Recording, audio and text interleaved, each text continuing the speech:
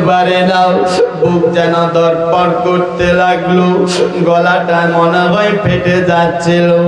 আপনার যেন আপনার নারী বুড়ি সব কাটতে লাগলো, এমন করতে লাগলো, আর সহ্য করতে পারে না। জায়নাব পাশে দাঁড়িয়ে আছে, জায়নাব পায়ের দিকে তাকায়, যেমন একটা আপনার মুরগি চটপট করছেন ভাই, তেমনি তার ভাই হাসান যেন আপনার চটপট চটপট করতেছে। বোন জায়নাব বলতেছে, ভাই কি হলো বলো।